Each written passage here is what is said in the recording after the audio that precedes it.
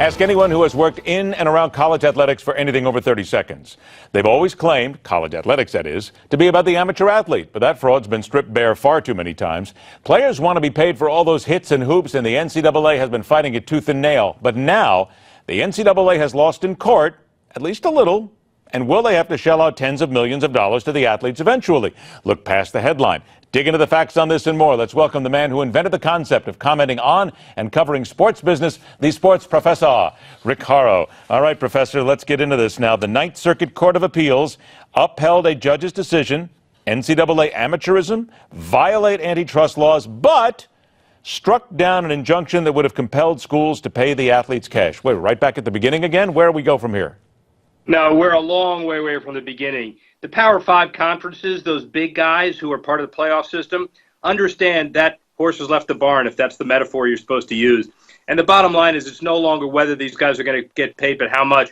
The O'Bannon case was about names and likenesses and promotional material and licensed goods and all. So when there's a 15 quarterback with a Florida jersey and it looks like Tebow, you got to get some. But the idea of who to pay and how to pay them going backwards doesn't really mean it impacts the guys going forward. Going forward, there will be dollars. It'll be guaranteed. There'll be scholarship money, and the athletes are in a lot better position they were when this lawsuit was filed. So take a guess then, from your knowledge of the NCAA and from the law itself and what we saw here. What are we looking at here? A year, 2 years, 5 years before we will see players in all NCAA sports paid something? Get away from it and go.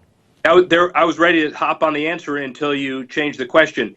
The basketball and football players are going to get paid quicker than the rowers and the golfers just because of the revenue that's produced on a relevant basis and on a ratio basis. And that may not be fair, but that's the way it's going to be. And the bottom line is the NFL players who are destined to play there are probably going to get some significant scholarship money fairly early. And the high school superstars are going to get fought over by the Power Five conferences, same on the basketball side. So I think the athlete's going to be paid on the men's and the women's side. It's going to be staggered based on how much and who and what sports. Do you think, and again, let me jump on that, because do you think it'll come to the time when they will say, all right, look, basketball, football, hockey to an extent, and certain other sports, you make money, but the golf program doesn't, this program doesn't, so you don't deserve it. They'll split it that way?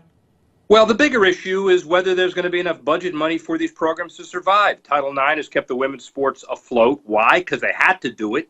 And now the issue is there's budget money required, but there may not be budget money produced. So you're going to have alcohol sales at stadiums. You're going to have stadiums named after corporations. You're going to have retail deals, longer and easier terms. So the athletic directors are trying to find the money to pay these people. It's no longer a question of whether they're going to be paid, but the question is what bank it comes from. All right, about a minute left. Speaking of big money, let's go back to the National Football League here. Deflategate. Now it looks like it won't get settled until maybe around Super Bowl time. Come on, Rick. This is perfect. If you're going to go back to court, come on. No, you have to stick with it. If you're going to go back to court, it's great to do it right around Super Bowl time, isn't it? Well, listen, the appellate court hearing it in February, those are hearing the arguments. That's not making the decision.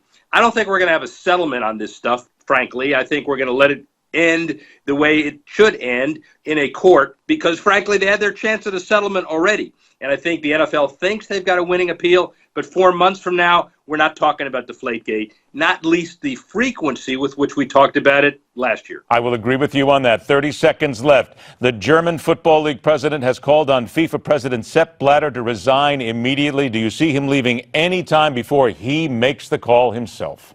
No.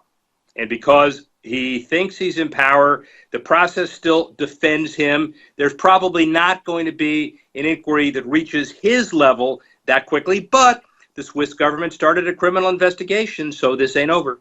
10 seconds. I know you're a big Miami Dolphins fan. If the Dolphins lose to the Jets, then is that the end for Joe Philbin? Come on.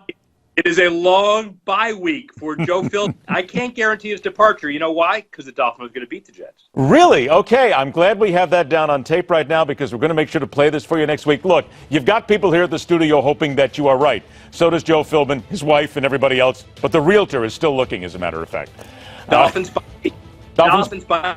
Hey, talk to you next week. All right, you do that. Rick Horrow, the sports professor, thanks for joining us. Stay with us. The fastest 60 minutes in news, the Hard Line, will continue.